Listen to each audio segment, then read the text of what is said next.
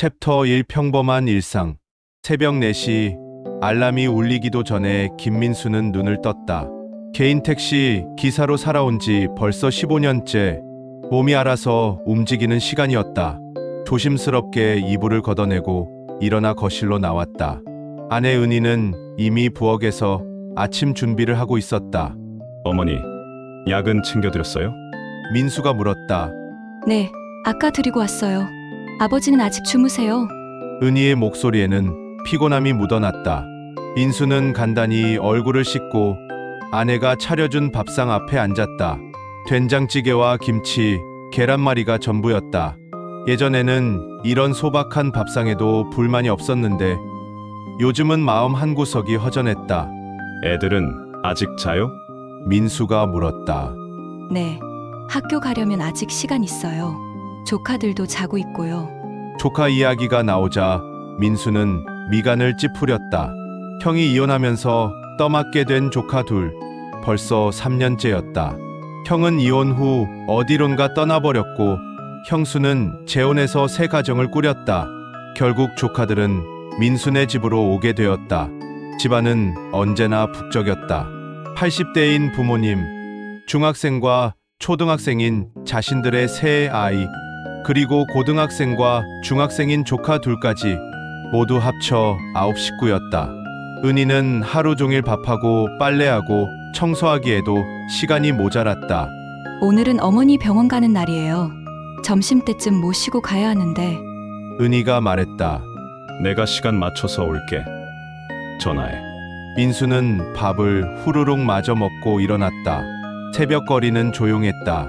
민수는 택시에 시동을 걸고 천천히 출발했다. 오늘도 긴 하루가 시작되는 것이었다. 첫 손님은 공항으로 가는 젊은 직장인이었다. 큰 캐리어를 끌고 나온 그는 피곤한 얼굴로 뒷좌석에 몸을 던졌다. 공항까지 부탁합니다. 네. 출장 가시나 봐요? 네. 싱가포르요.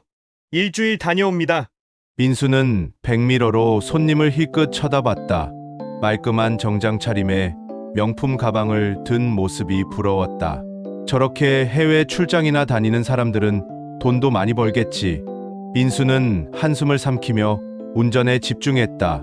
공항에 손님을 내려주고 돌아오는 길, 민수는 잠시 차를 세우고 커피를 마셨다.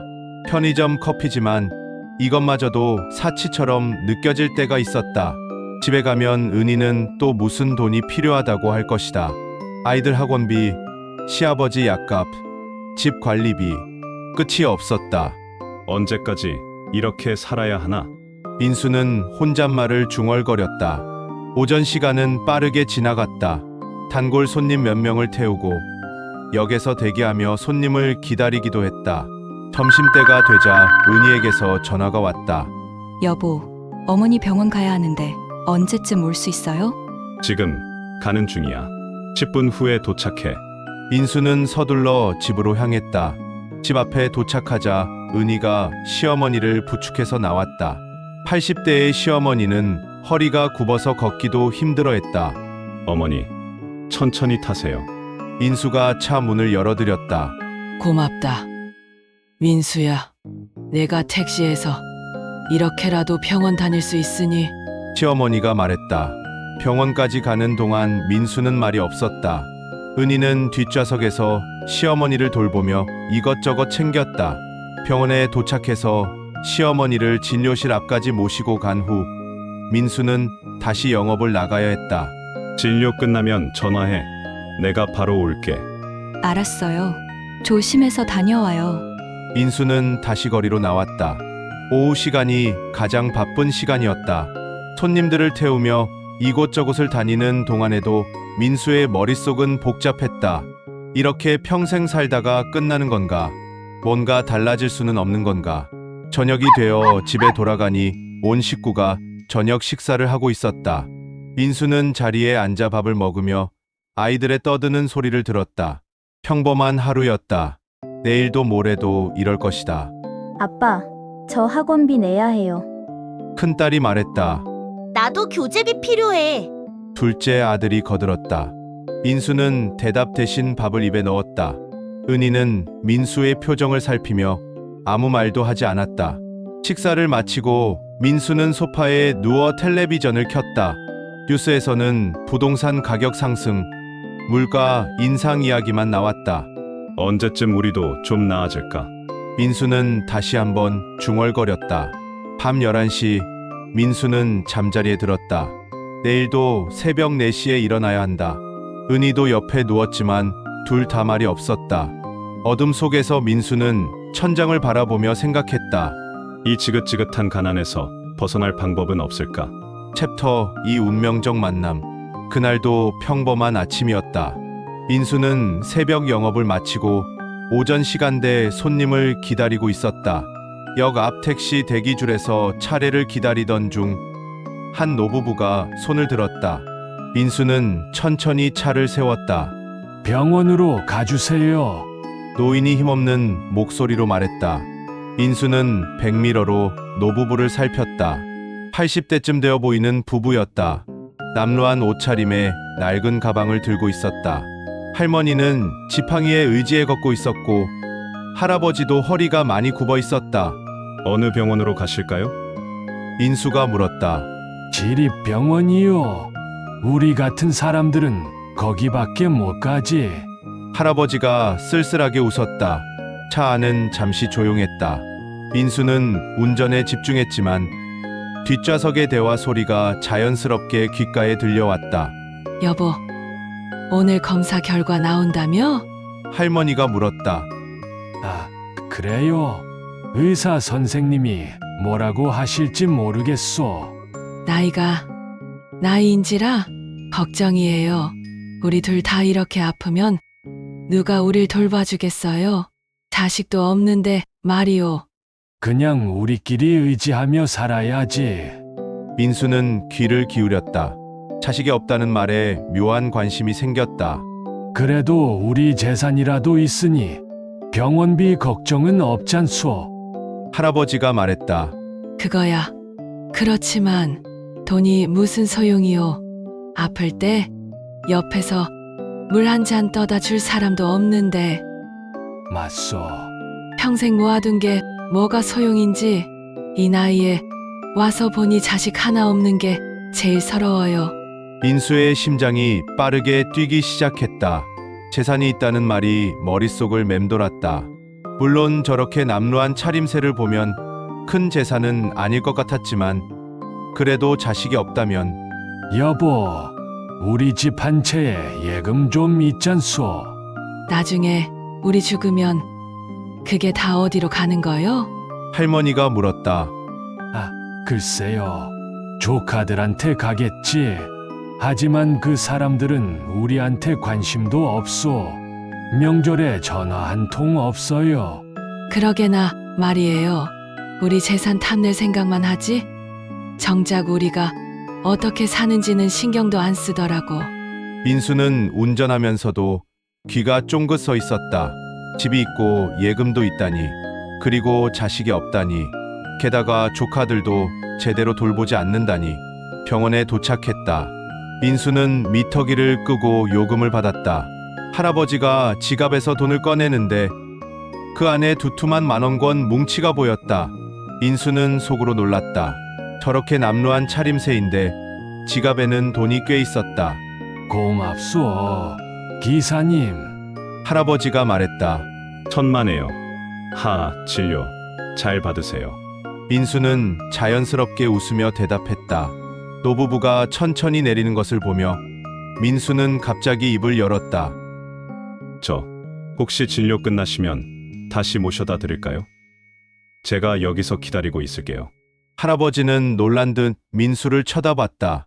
아니, 그럴 필요 없소. 우리가 다른 택시 타면 되지. 아닙니다. 어르신들이 불편하실 텐데. 제가 모셔다 드리겠습니다.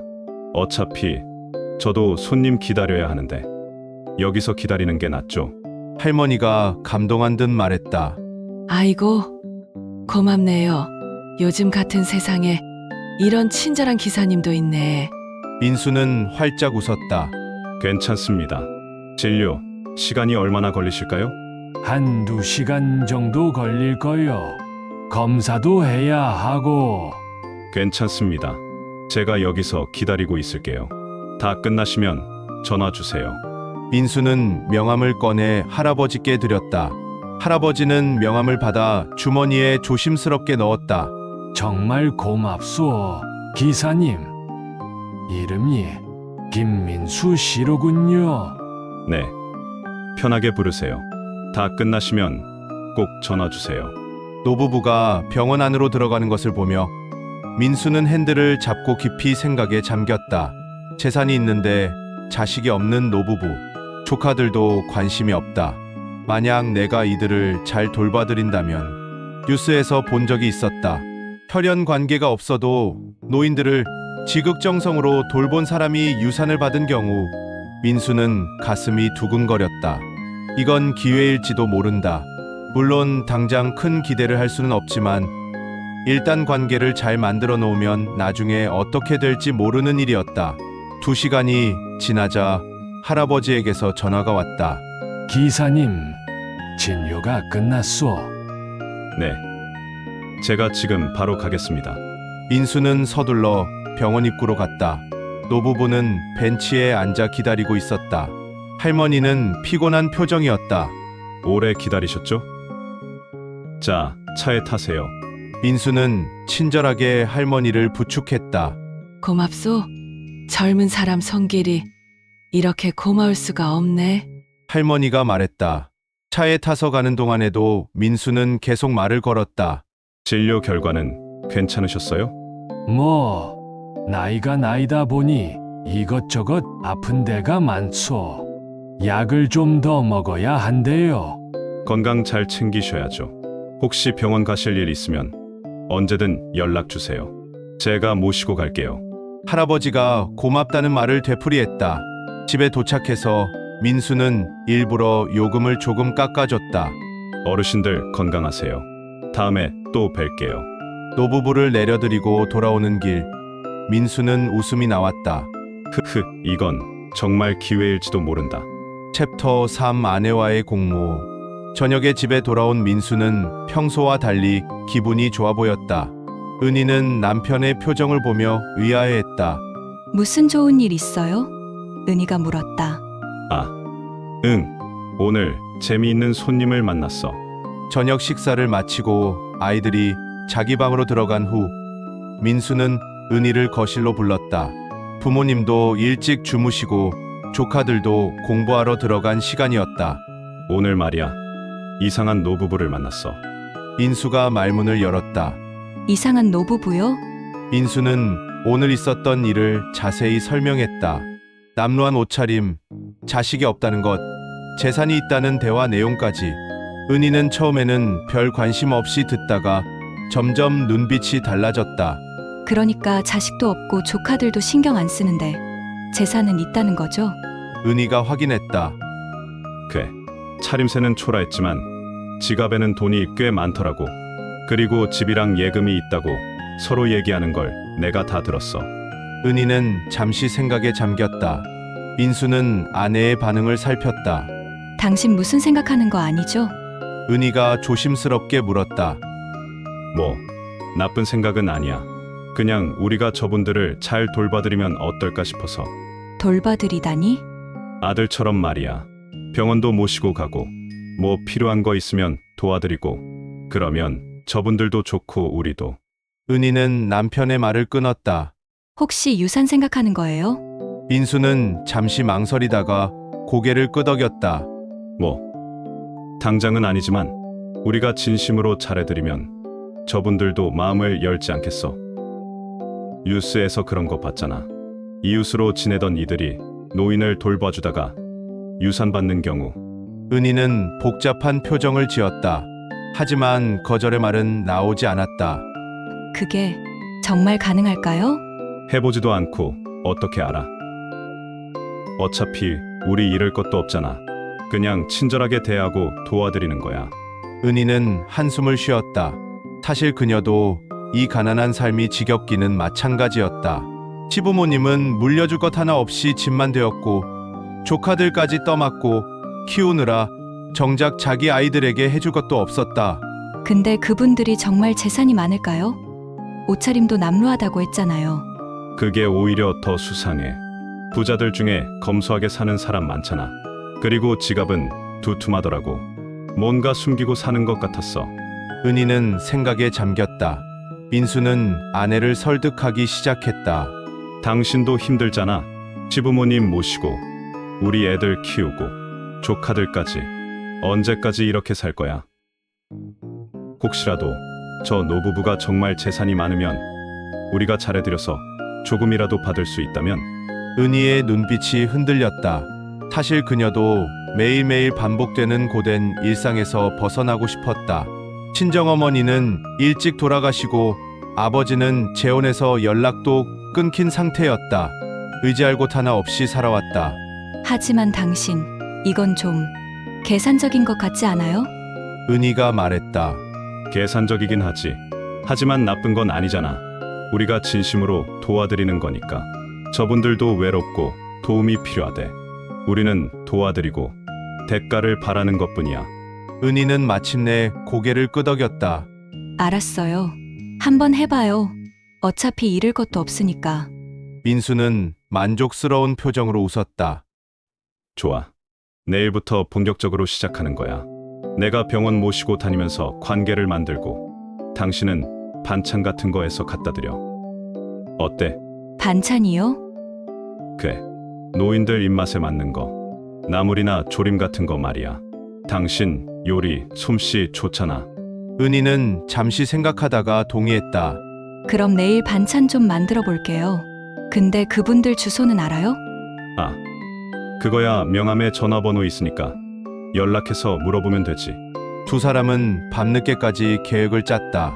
어떻게 접근할지, 뭘 해드릴지, 어떻게 관계를 발전시킬지. 마치 사업 계획을 세우는 것처럼 치밀하게 준비했다. 근데 여보, 우리 진짜 잘해드려야 해요. 들통나면 안 되니까. 은희가 말했다. 당연하지. 진심처럼 보여야 해. 아니, 어느 정도는 진심이어야 하고. 그분들이 의심하면 어떡해요? 그러니까 천천히 가는 거야. 급하게 하면 의심받아. 자연스럽게. 진짜 효자 효부처럼. 은희는 고개를 끄덕였다. 두 사람의 눈빛에는 같은 욕망이 빛나고 있었다. 가난에서 벗어나고 싶다는 간절함, 그리고 이번 기회를 놓치고 싶지 않다는 결심.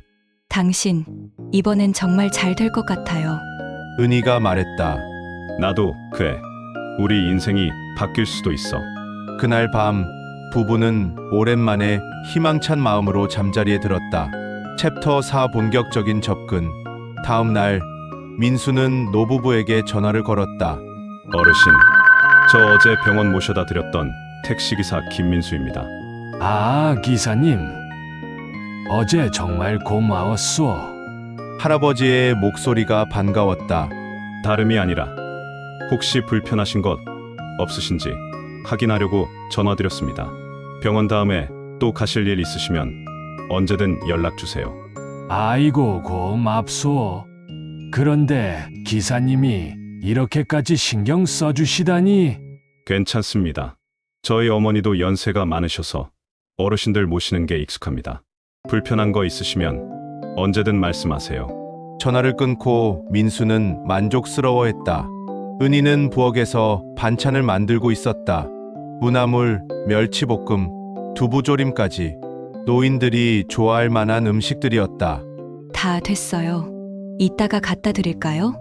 은희가 물었다. 그러자고. 오후쯤 내가 시간 내서 같이 가자. 오후 2시 민수와 은희는 반찬통을 들고 노부부의 집을 찾아갔다.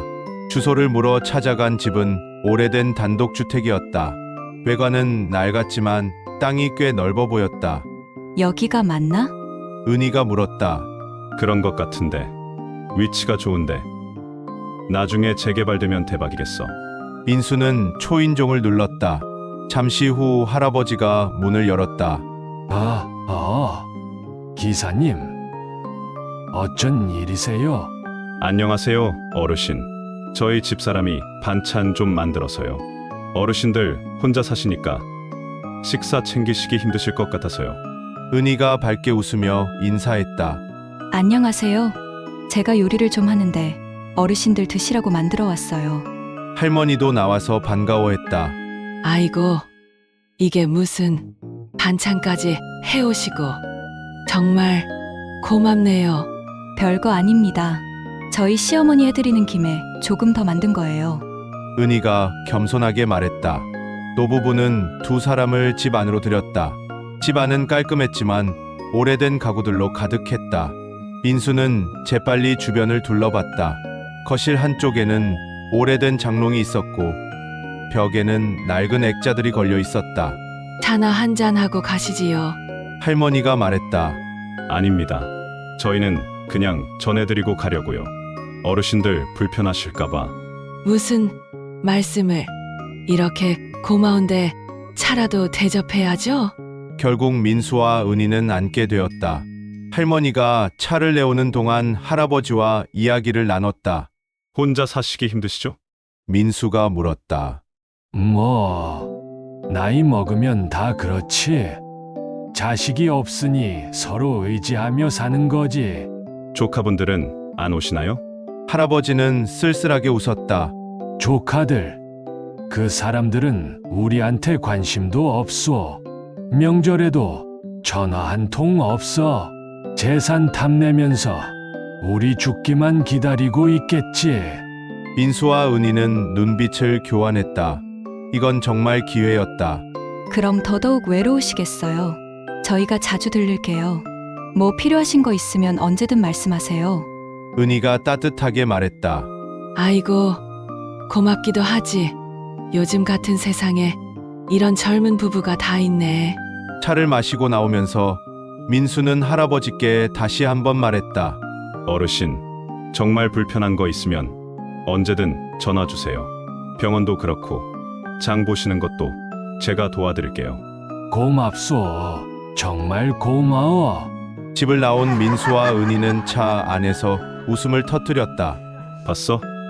저 집 위치 좋더라. 땅도 넓고. 민수가 말했다. 조카들이 관심 없다는 게 제일 좋아요. 경쟁자가 없다는 거잖아요. 그래, 우리만 잘하면 돼. 계속 이렇게 나가자. 그날부터 민수와 은희의 본격적인 작전이 시작되었다. 민수는 일주일에 두세 번씩 노부부를 찾아갔다. 병원 갈 때도 당연히 모시고 갔고 장 보러 갈 때도 함께 갔다. 은희는 일주일에 한 번씩 반찬을 만들어 갖다 드렸다. 기사님, 정말 미안하오. 우리 때문에 일도 못하시고. 할아버지가 미안해했다. 아닙니다. 제가 하고 싶어서 하는 거예요. 어르신들 혼자 계시는 거 보면 저희 부모님 생각나서요. 한 달쯤 지나자 노부부와 택시기사 부부의 관계는 더욱 가까워졌다. 할머니는 은희를 딸처럼 대했고 할아버지는 민수를 아들처럼 여겼다. 우리 복도 많지. 이 나이에 이런 좋은 사람들을 만나다니. 할머니가 감격해했다. 어느 날 할아버지가 갑자기 아파 응급실에 실려갔다. 민수에게 연락이 왔고 그는 즉시 병원으로 달려갔다. 어르신, 괜찮으세요? 민수가 숨을 헐떡이며 물었다. 미안하오. 기사님, 밤중에 연락해서. 무슨 말씀을 그렇게 하세요? 제가 당연히 와야죠. 민수는 밤새 병원에서 할아버지를 돌봤다. 은희도 새벽에 도착해서 할머니를 위로했다. 다행히 큰 병은 아니었지만 이 사건으로 노부부는 완전히 마음을 열었다. 기사님 내외분이 아니었으면 우리 어쩔 뻔했소. 정말 고맙소. 할아버지가 눈물을 글썽였다. 괜찮습니다. 저희가 있잖아요. 민수가 손을 잡아들였다. 그날 이후로 민수와 은희는 거의 매일 노부부를 찾아갔다. 마치 진짜 자식처럼 행동했다. 은희는 집안 청소도 도와드렸고 민수는 고장난 것들을 고쳐드렸다. 우리 진짜 복 받았어요. 당신들 같은 사람들을 만나서. 할머니가 계속 고마워했다. 민수와 은희는 속으로 웃었다. 계획은 완벽하게 진행되고 있었다. 챕터 5 깊어지는 관계. 6개월이 지났다. 민수와 은희는 이제 노부부의 일상에 깊숙이 들어와 있었다. 거의 매일 들르다시피 했고 노부부도 두 사람을 완전히 믿게 되었다. 민수야, 오늘 은행 좀 같이 가주겠니? 할아버지가 어느 날 부탁했다. 네, 당연하죠. 무슨 일 보러 가시는데요? 예금 좀 정리하려고. 나이가 나이다 보니 이것저것 미리 정리해야 할 것 같아서. 민수의 가슴이 두근거렸다. 드디어 재산 규모를 확인할 기회가 온 것이다. 은행에 도착해서 할아버지는 창구 직원과 이야기를 나눴다. 민수는 옆에 서서 자연스럽게 듣고 있었다. 통장에 찍힌 잔액을 보는 순간 민수는 놀라움을 감추기 힘들었다. 예금만 5억이 넘었다. 이게 진짜였구나. 민수는 속으로 환호했다. 은행 업무를 마치고 나오면서 할아버지가 말했다. 민수야, 너한테 미안한 게 있어. 무슨 말씀이세요? 사실 우리가 처음 만났을 때 우리 형편을 좀 숨겼거든. 요즘 세상이 험하다 보니 돈 있다고 하면 나쁜 사람들이 접근할까봐. 민수는 당황했지만 태연하게 웃었다. 아, 그러셨어요? 괜찮습니다. 저는 어르신들 재산이 얼마든 상관없어요. 그냥 좋아서 도와드리는 거니까요. 고맙구나. 너 같은 젊은이가 요즘 드물어. 우리 조카들은 돈만 노리고 연락도 안 하는데. 조카분들이 그러시면 섭섭하시겠어요. 뭐 이제 기대도 안 해. 너희 부부가 우리 자식이나 다름없어. 민수는 겉으로는 담담하게 행동했지만 속으로는 기뻐서 어쩔 줄 몰랐다. 집에 돌아와 은희에게 이야기하자 은희도 흥분했다. 5억이요? 정말요? 응, 그것도 예금만 그래. 이 집값까지 하면 얼마겠어? 이 동네 집값 요즘 엄청 오르잖아. 와, 우리 정말 잘하고 있네요. 당연하지. 이제 더 열심히 해야 해. 저분들이 우리를 완전히 믿도록 만들어야 해. 두 사람은 더욱 적극적으로 노부부를 돌봤다. 할머니가 허리가 아프다고 하면 은희가 달려가 마사지를 해드렸고, 할아버지가 머리를 자르고 싶다고 하면 민수가 모시고 가서 기다렸다. 우리 둘이 죽으면 이 집을 어떻게 할까? 어느 날 할머니가 한숨을 쉬었다. 은희는 재빨리 대답했다. 어머니, 그런 말씀 마세요. 아직 건강하시잖아요. 아니야. 우리도 이제 얼마 안 남았어. 그런데 이 집을 조카들한테 주기는 싫단 말이지. 그 사람들 우리한테 잘한 것도 없는데. 그럼 어떻게 하실 생각이세요? 할머니는 은희를 물끄러미 쳐다봤다. 너희 부부한테 주고 싶어. 진짜 자식보다 더 잘해줬으니까. 은희는 가슴이 쿵 하고 내려앉았다. 드디어 원하던 말이 나온 것이다. 하지만 그녀는 최대한 차분하게 반응했다. 어머니, 무슨 말씀을 그렇게 하세요? 저희는 그냥 도와드리고 싶어서 하는 거예요. 대가를 바라고 한 게 아니에요. 알아. 그래서 더 고마운 거지. 요즘 같은 세상에 대가 없이 남을 돕는 사람이 어디 있겠어. 하지만 할아버지는 좀 더 신중했다. 아직 우리 죽을 때가 아니니까 천천히 생각해보자. 유언장 같은 것도 제대로 써야 하고. 민수와 은희는 급하게 보이면 안 된다는 것을 알았다. 그래서 오히려 사양하는 척했다. 어르신들, 저희는 정말 그런 거 바라고 도와드리는 게 아니에요. 그냥 좋아서 하는 거예요. 민수가 진지하게 말했다. 알아. 그래서 더 너희한테 주고 싶은 거야.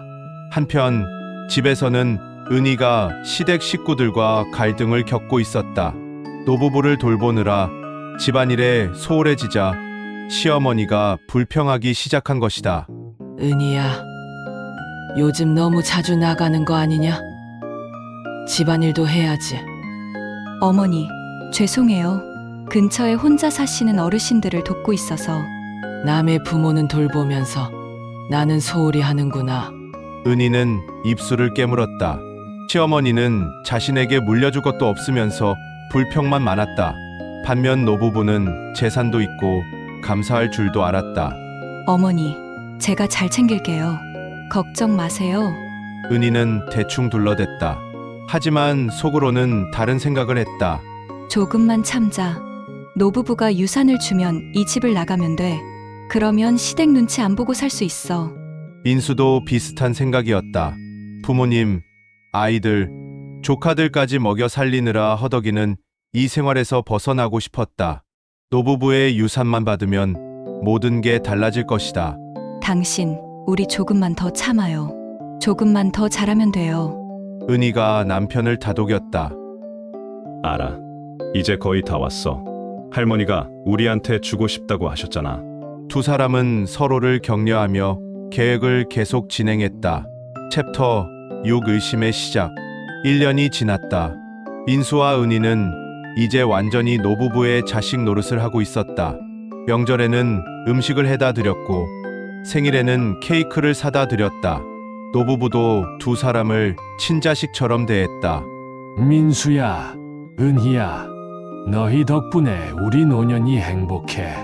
할아버지가 진심으로 감사해했다. 하지만 어느 날부터 민수는 묘한 느낌을 받기 시작했다. 노부부가 가끔 이상한 말을 하는 것 같았다. 기사님, 우리 얼마나 오래 이렇게 지낼 수 있을까요? 할머니가 물었다. 어머니, 무슨 말씀이세요? 오래오래 건강하게 지내셔야죠. 그럼 좋겠네요. 기사님 부부도 우리한테 계속 잘해주시고. 민수는 이 말이 조금 이상하게 느껴졌다. 마치 시험하는 것 같았다. 하지만 그는 대수롭지 않게 여겼다. 2년째가 되자 상황은 더욱 이상해졌다. 노부부는 여전히 민수와 은희에게 의지했지만 가끔 서로 눈빛을 교환하는 것이 보였다. 마치 무언가를 숨기고 있는 것 같았다. 여보, 저분들 요즘 좀 이상하지 않아요? 은희가 남편에게 물었다. 무슨 소리야? 그냥 나이 드셔서 그런 거 아니야? 아니, 뭔가 우리를 시험하는 것 같아요. 시험? 무슨 시험? 모르겠어요. 그냥 느낌이. 하지만 민수는 은희의 말을 무시했다. 이제 곧 유산을 받을 수 있을 것 같았기 때문이다. 할아버지가 최근에 변호사를 만나러 간다는 이야기를 했다. 유언장을 작성하려고. 이제 나이도 많고 하니까 미리 정리해야지. 할아버지가 말했다. 민수의 가슴은 두근거렸다. 드디어 왔구나. 유언장에 우리 이름을 넣으시는 거야. 하지만 할아버지는 유언장 내용에 대해서는 함구했다. 아직 비밀이야. 허허, 나중에 알게 될 거야. 할아버지가 웃으며 말했다. 그날 밤 민수와 은희는 잠을 이루지 못했다. 여보, 우리 이름이 있을까요? 은희가 불안하게 물었다. 당연하지. 2년 동안 이렇게 잘해줬는데. 그리고 할머니가 우리한테 주고 싶다고 하지 않았어? 그래도 불안해요. 뭔가 이상한 느낌이? 너무 걱정하지 마.